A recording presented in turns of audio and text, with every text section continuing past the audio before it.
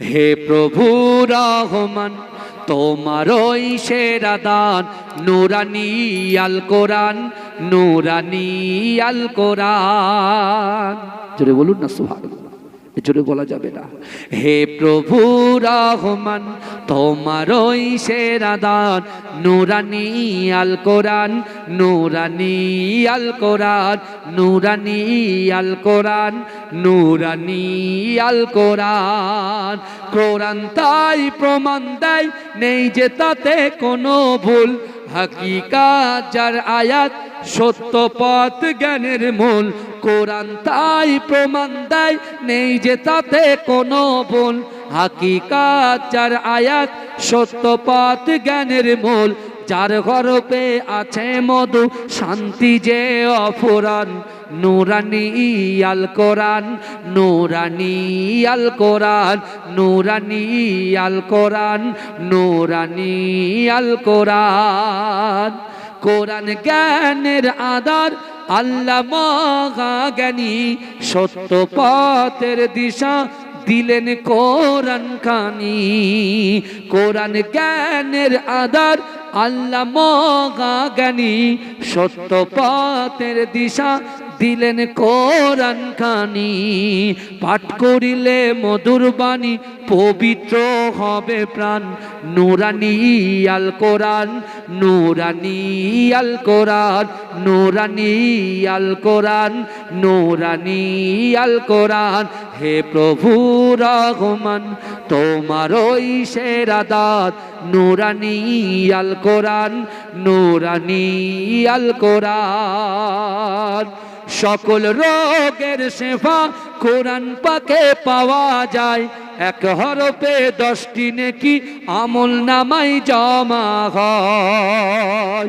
সকল রোগের শেফা কোরআন পাকে পাওয়া যায়, এক হরফে 10টি নেকি আমল নামাই জমা হয়। কোরআন হলো ওই শিবানী, কোরআন হলো ওই শিবানী, মানব জীবন বিধান, নুরানি আল কোরআন, নুরানি আল কোরআন, নুরানি আল কোরআন, নুরানি আল কোরআন। হে প্রভু রহমান তোমারই সেরা দান, নুরানি আল কোরআন, নুরানি আল কোরআন। আল্লাহুম্মা সাল্লি আলা عن سعد بن سعد رضي الله تعالى عنه قال قال رسول الله صلى الله عليه وسلم إن العبد لا يعمل عمل أهل النار وأنه من أهل الجنة وإنما العمل أهل الجنة وأنه من أهل النار إنما العمل بالخواتيم।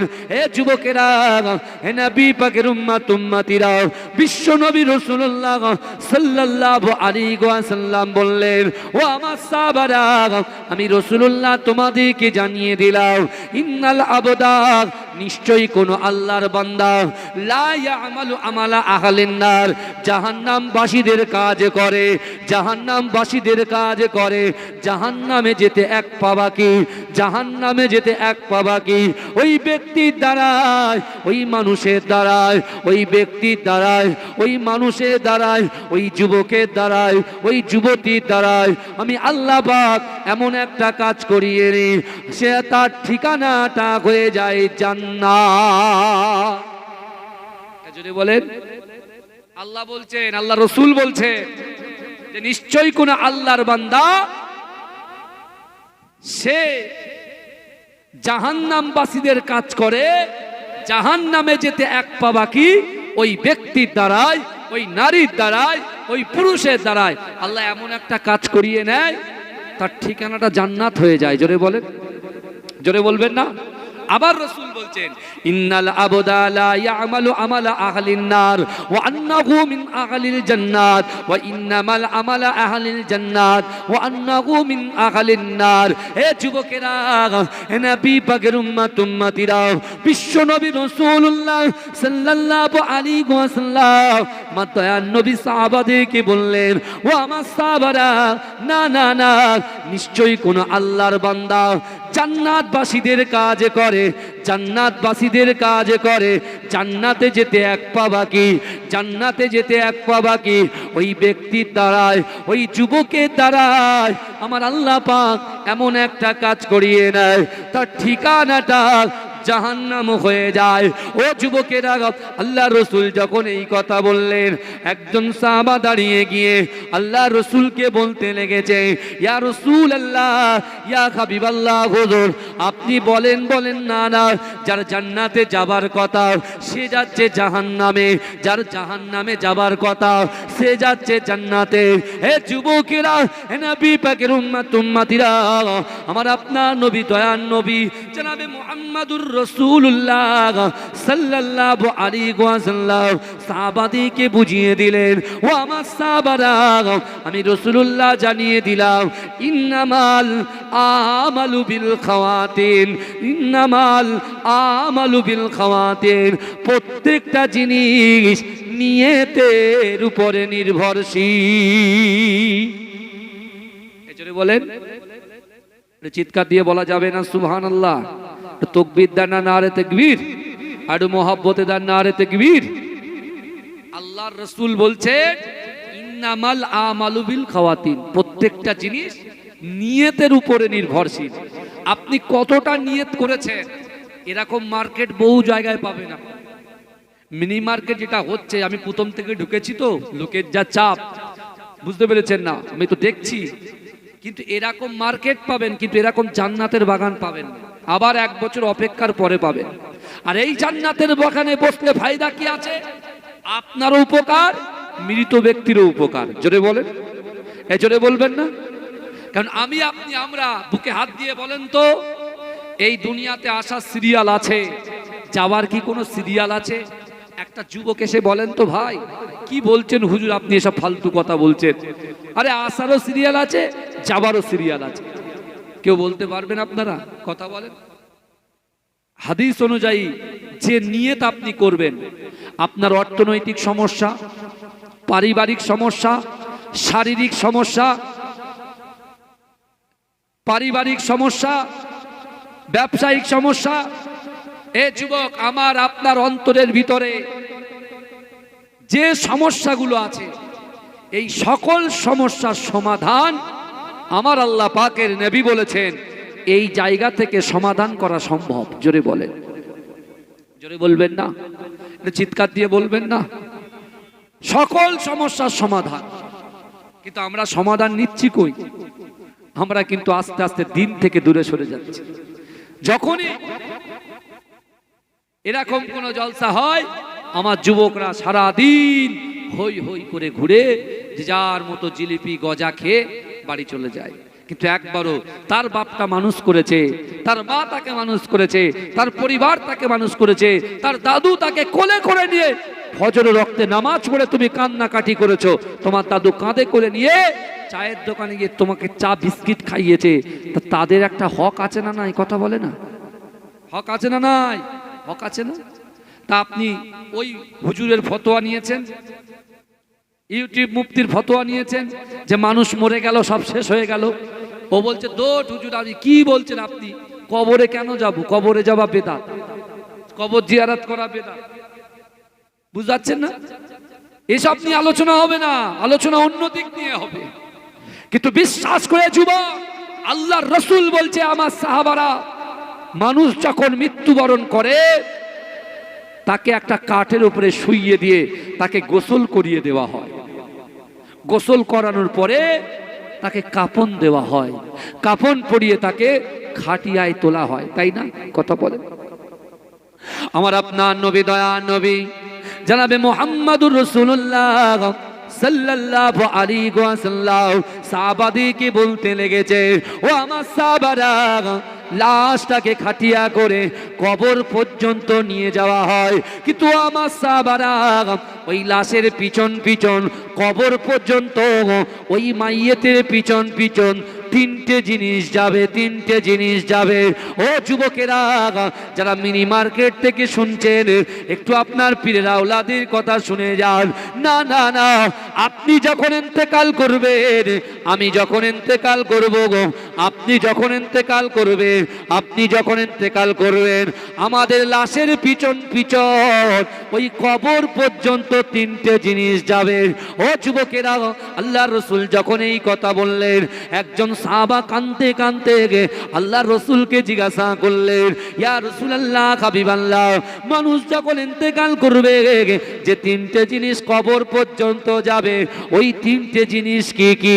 হে যুবকেরা, বিশ্ব নবী রাসূলুল্লাহ সাল্লাল্লাহু আলাইহি ওয়াসাল্লাম ওই সময় বলতে লেগেছে, হে আমার সাহাবারা, না না না, আমি রাসূলুল্লাহ তোমাদেরকে জানিয়ে দিলাম, এক নম্বর যে জিনিসটা কবর পর্যন্ত যাবে, ওই মাইয়েতের সন্তান, মাইয়েতের সন্তান, তার পরিবার, তার আত্মীয় স্বজন, এরা কেউ বলবে লা ইলাহা ইল্লাল্লাহ মুহাম্মাদুর রাসূলুল্লাহ, কেউ বলবে আশহাদু আল্লা ইলাহা ইল্লাল্লাহ ওয়াহদাহু লা শারীকা লাহু ওয়া নাশহাদু আন্না মুহাম্মাদান আবদুহু ওয়া রাসূলুহু।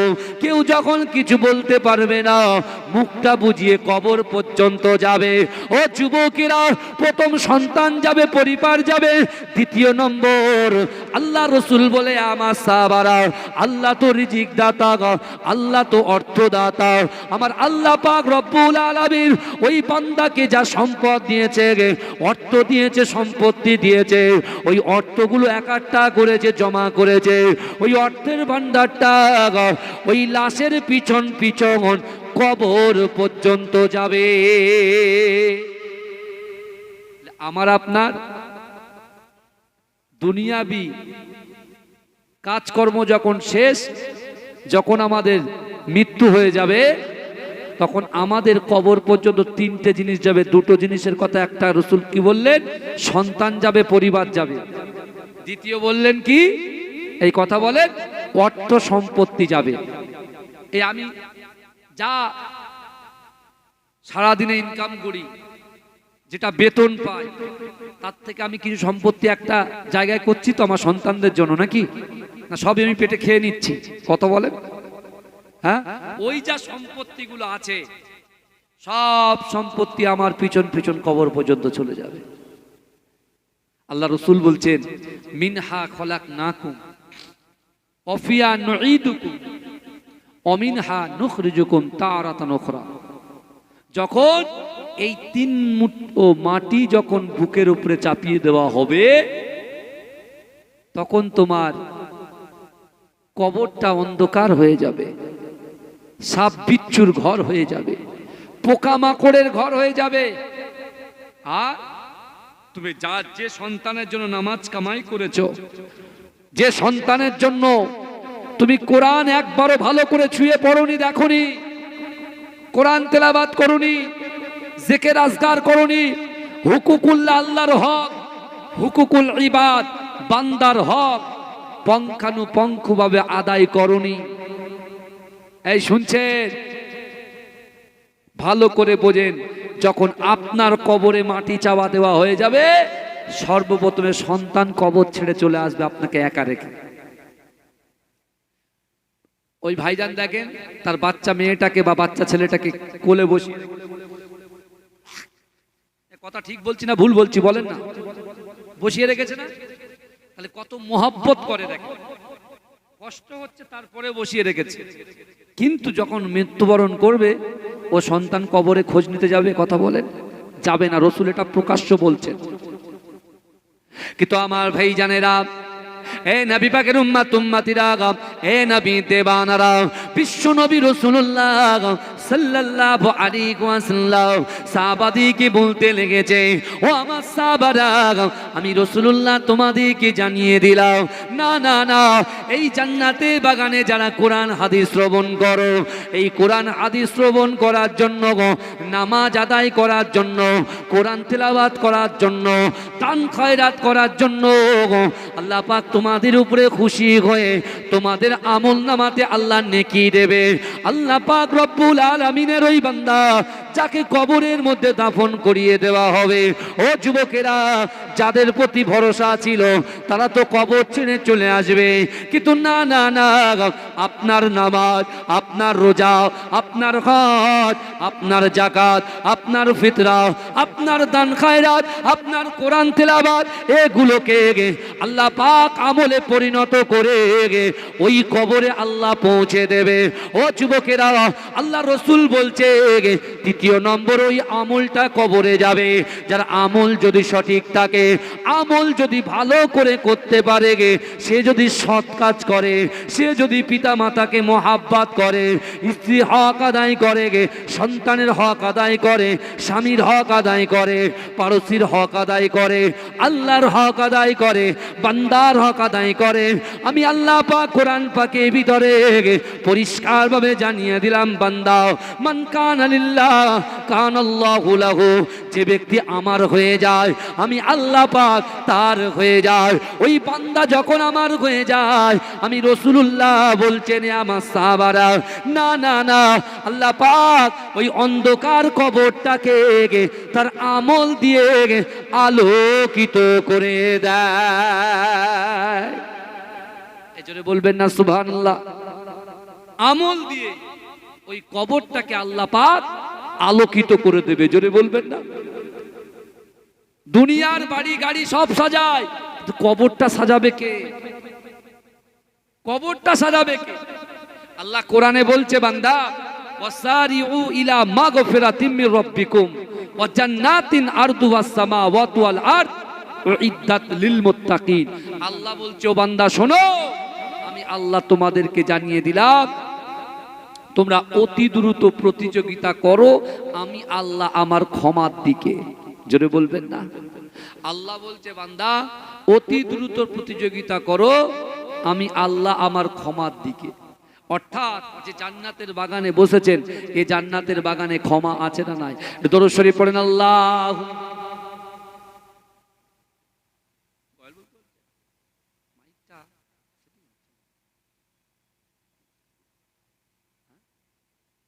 ভালো আছে, কিন্তু এটা কি তকবীর দেন না, নারে তাকবীর, আর মোহাব্বতের সঙ্গে দেন নারে তাকবীর।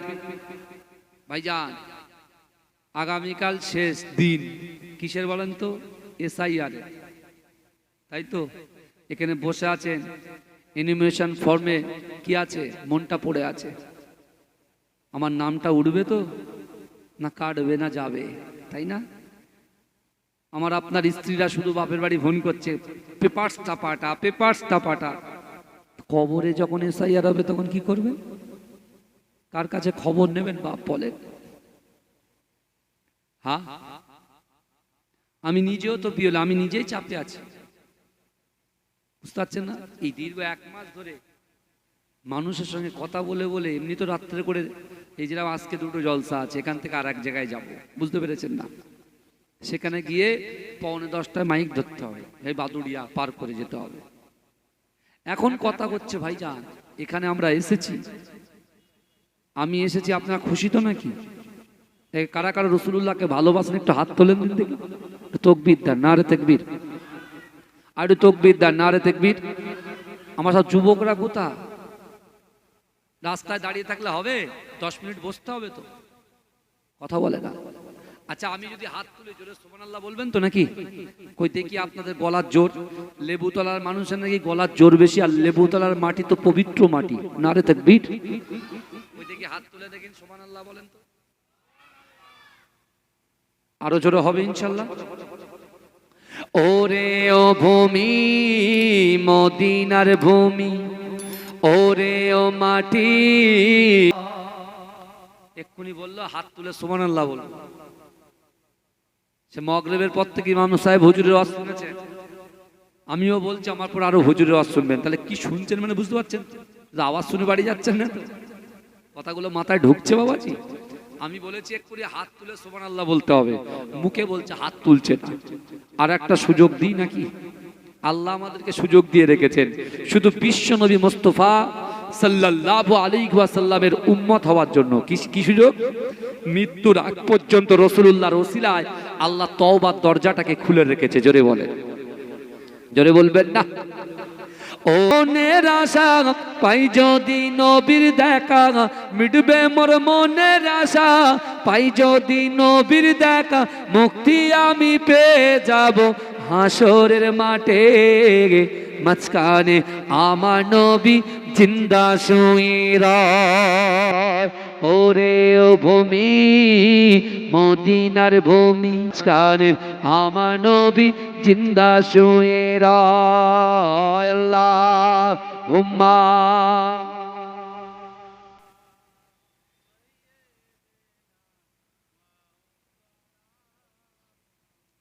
ওয়ালা আলে সাইয়্যিদ।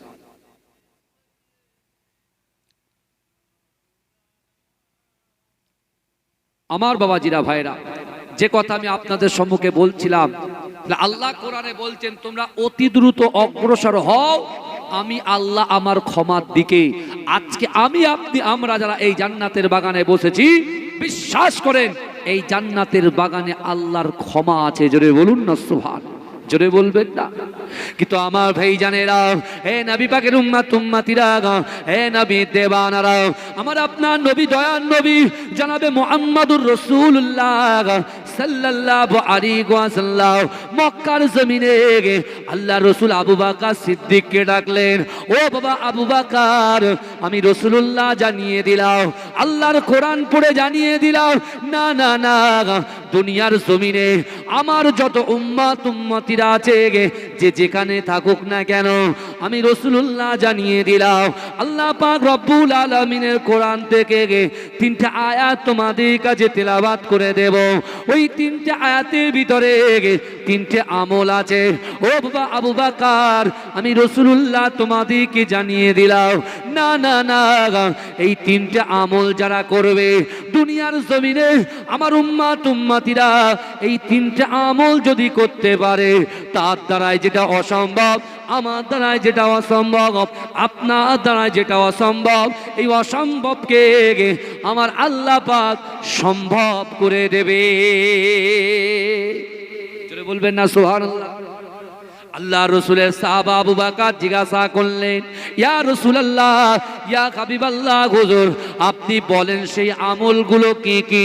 এ যুবকেরা, আল্লাহ রসুল কোরআনে আয়াত পড়ে শুনিয়ে দিলেন, ও আমার সাহাবারা শোনো শোনো, আমি রাসূলুল্লাহ জানিয়ে দিলাম, ইয়া আইয়ুহাল্লাযীনা আমানুত্তাকুল্লাহ ওয়া কুনু মা'আস সাদিকিন। আল্লাহর কোরআন বলছে, বান্দা, ইয়া আইয়ুহাল্লাযীনা আমানু, হে আমার বিশ্বাসী ইমানদার বান্দারা, ওয়াত্তাকুল্লাহ, আল্লাহকে ভয় করো, ওয়া কুনু মা'আস সাদিকিন, সত্যবাদীদের সঙ্গে থাকো। আল্লাহ বলছে আমি আল্লাহকে ভয় করো। ভাই ওকে হাত দিয়ে বলেন তো, এখন দুনিয়াতে আমরা মুসলমান যারা, আমরা কাকে ভয় পাচ্ছি? একটা জিজ্ঞাসার চিহ্ন ফেললাম, আপনি আপনার বিবেককে প্রশ্ন করবেন, আপনি ভয় কাকে করেন আর ভালোবাসেন কাকে? এটা আপনি নিজে ঠিক করুন। কিন্তু আমার ভাইরা, কোরআন অনুযায়ী আল্লাহ বলছে, বান্দা তোমরা আমি আল্লাহ আমাকে ভয় করো। কোরআন অনুযায়ী আল্লাহ বলছেন, বান্দা আমি আল্লাহকে ভালোবাসার আগে, মুহাব্বত করার আগে আমার হাবিবুল্লাহকে ভালোবাসো। জোরে বলবেন না। হাবিবুল্লাহটা কে? বিশ্বনবী মুস্তাফা। জোরে বলেন। এই আল্লাহর রাসূলের একজন সাহাবা, মক্কার কাফেররা তাকে বন্দী করেছে।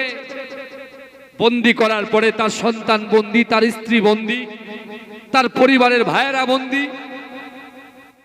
কাফেররা তাকে প্রপোজাল দিচ্ছে, অফার দিচ্ছে, শোনো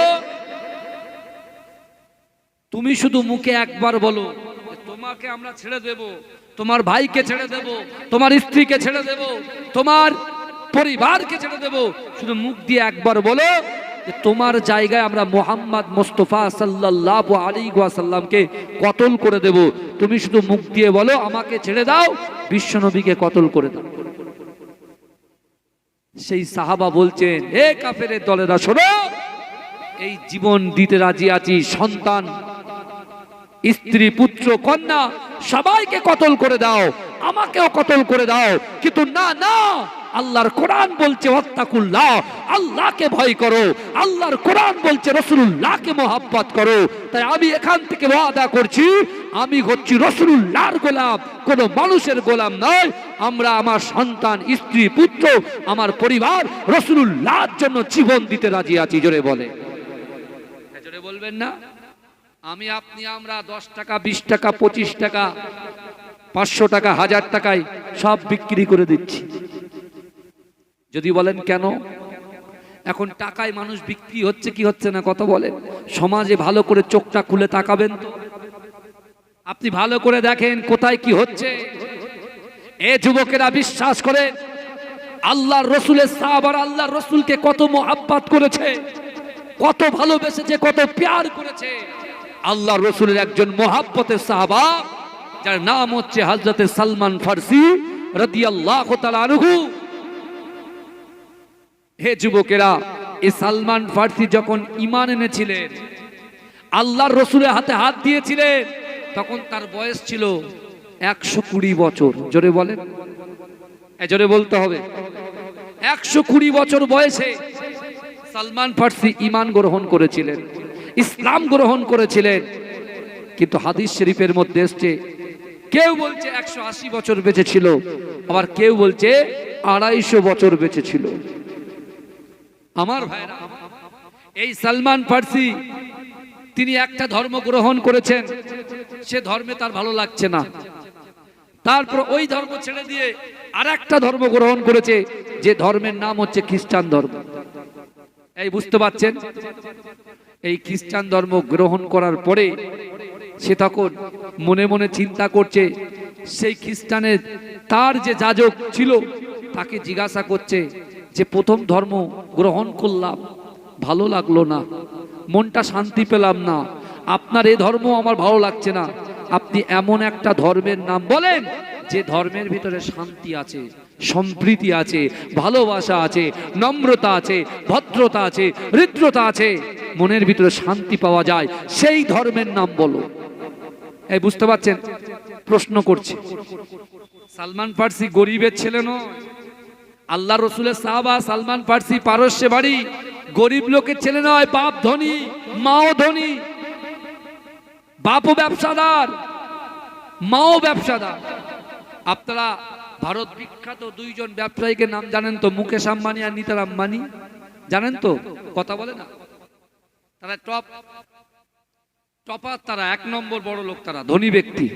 ভালো করে বোঝেন, মুকেশ আম্বানি, নিতার দুজন স্বামী স্ত্রী। এই সালমান ফারসি হুজুরের আব্বা জানো ধনী ছিলেন, মাও ধনী ছিলেন, কিন্তু তার ভিতরে তিনি নিয়ত করেছেন যে না, এমন একটা ধর্ম আমি গ্রহণ করতে চাই যে ধর্মের ভিতরে শান্তি আছে। ভালো করে বুঝবেন। সেই ধর্ম যাজকের কাছে গিয়ে যখন বললেন, সে তখন তাকে ইশারা করে ডেকে বলছে, বাবা তাহলে তুমি আমার মনের কথা শুনবে? বলছে হ্যাঁ, আমি তো চাই।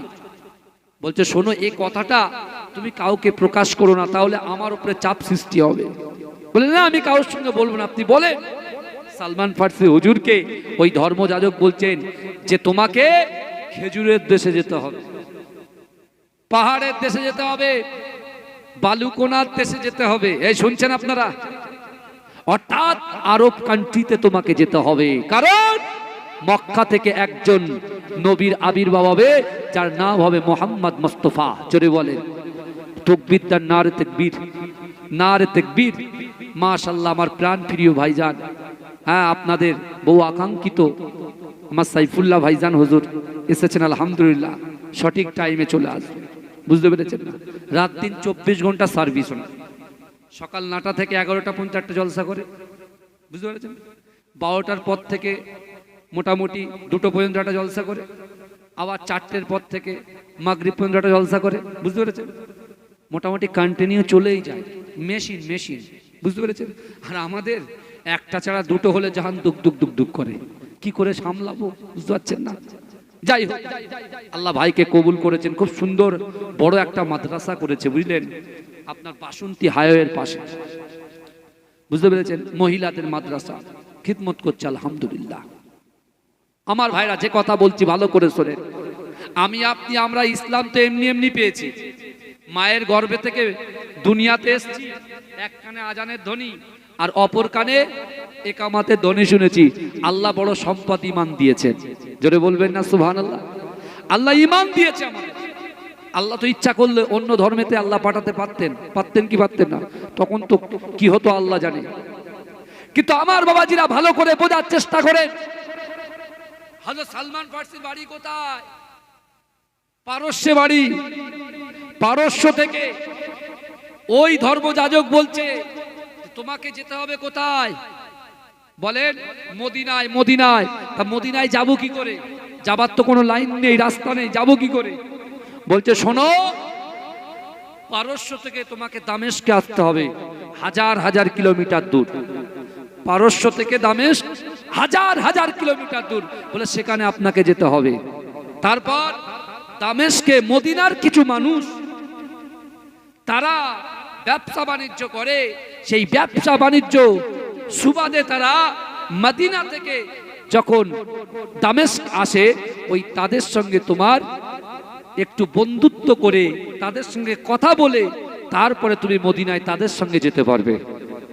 আর হ্যাঁ সালমান শোনো, তুমি যে আমাদের ধর্ম গ্রহণ করেছো, এখন তুমি শান্তির ধর্ম খুঁজতে যাচ্ছ, কিন্তু যার হাতে তুমি হাত দেবে, যার কালেমা তুমি পড়বে, তার কালেমা পড়ার আগে, তার হাতে হাত দেওয়ার আগে 3টে পরীক্ষা তুমি তাকে করবে। এই 3টে পরীক্ষায় যদি তিনি তোমার সঠিক উত্তর যদি তুমি পেয়ে যাও, তুমি সাথে সাথে তার হাতে হাত দিয়ে কলেমা পড়ে মুসলমান হয়ে যাবে। জোরে বলেন, এজোরে বলবেন না আমার ভাই জানেরা, হে নবী পাকের উম্মত উম্মতিরা, হে নবী দেবানারা, বিশ্ব নবী রাসূলুল্লাহ সাল্লাল্লাহু আলাইহি ওয়াসাল্লামের মুহাব্বতে সাহাবা হযরত সালমান ফারসি রাদিয়াল্লাহু তাআলা আনহু ওই ধর্মযাজককে বলতে লাগলেন, না না না, আপনি বলেন পরীক্ষাগুলো কি কি করতে হবে? বলছে না না না, তুমি সাদকার মাল তার কাছে নিয়ে যাবে গে, সাদকার মালটা যখন দেবে তিনি জিজ্ঞাসা করবে কি দিচ্ছ, তুমি বলবে সাদকার মাল দিচ্ছি, কিন্তু বিশ্ব নবী রাসূলুল্লাহ কখনো সাদকার মালটাকে গ্রহণ করবে না। এ যুবকেরা, এ নবী পাকের উম্মত উম্মতিরা, ওই ধর্মযাজক বলে দিলেন, ও সালমান শোনো শোনো, তুমি যদি হাদিয়া নিয়ে যাও, তুমি যদি গচ্ছিত সম্পদ কিছু হাদিয়া নিয়ে যাও, না না না, তিনি যদি জিজ্ঞাসা করে কি দিচ্ছ, তুমি বলবে হাদিয়া। হাদিয়া শোনার সাথে সাথে বিশ্ব নবী রাসূলুল্লাহ ওই হাদিয়াটাকে নিজে গ্রহণ করে নেবে। এ যুবকেরা ভাইরা, এ নবী পাকের উম্মত উম্মতিরা, ওই ধর্মযাজক বললেন ৩য় নম্বর না নাও, তার পিঠের মাঝখানে একটা খাতমে নবুয়াত থাকবে। ওই খাতমে নবুয়াত মোহরটা দেখার সাথে সাথে এই 3টে পরীক্ষায় যদি পাস করে যাও, তাহলে তার হাতে হাত দিয়ে কলেমা পড়ে মুসলমান হয়ে যাবে। ও যুবকেরা, হে নবী পাকের উম্মত উম্মতিরা, হে নবী দিওয়ানারা, হযরত সালমান ফারসি রাদিয়াল্লাহু তাআলা আনহু তিনি তার মায়ের কাছে চলে গেলেন, ও আমার আম্মা জান, না না না, এতদিন ধরে 2টো ধর্ম গ্রহণ করলাম, কোন ধর্মের মধ্যে শান্তি পেলাম না, কিন্তু না না না, একটা ধর্মের সন্ধান পাওয়া গেল। মক্কাতে একজন নবীর আবির্ভাব ঘটবে, যার বাপ হবে আব্দুল্লাহ, মাতা হবে আমিনা। না না না, আমি তার কাছে হাতে হাত দিয়ে কালেমা পড়ে মুসলমান হতে চাই। এ যুবকেরা, না না না, ওই সময়তে সালমান ফারসির আম্মা জান বলল, তুমি একমাত্র আমার বেটা, তুমি একমাত্র ছেলে, আমাদের ছেলে তুমি চলে যাবে গে, এটা কখনো হতে পারে না। এ যুবকেরা, সালমান ফারসির মা এবং বাপ উভয়ে সালমান ফারসিকে ঘরের মধ্যে বন্দী করে দিল। বুঝতে পারছেন? সালমান ফারসি হুজুর যখন বলছে যে না আমি মদিনায় আসবো, তখন সালমান ফারসিকে ঘরবন্দি করে দিয়েছে। আমি আপনি যখন মসজিদে নামাজ পড়তে যাই, আমাদেরকে ঘরবন্দি করে রাখে? কথা বলেন, রাখে? আমরা যখন কোরআন পড়ি আমাদেরকে ডিস্টার্ব করতে আসে? কথা বলেন। কিন্তু বর্তমান যা সিচুয়েশন চলছে, আগামী দিনে কি হবে আল্লাহ জানে। কিন্তু আমি রাকিবুল আজিজ বেশি কিছু বলবো না, আমি শুধু এই মেসেজটা দিয়ে যাব, ইমানের মজবুতিটা রাখেন, আল্লাহকে ভয় করেন, সত্যিকারের খাঁটি ভয় করতে হবে, নবীকে মোহাব্বত করতে হবে, সত্যিকারের মোহাব্বত করতে হবে। এই মুখে বললাম, শুধু অন্তরে বললাম না, হবে না, অন্তর দিয়ে বলতে হবে। বোঝা গেল কি বলছি? দরুদ শরীফ পড়েন, আল্লাহুম্মা সাল্লি আলা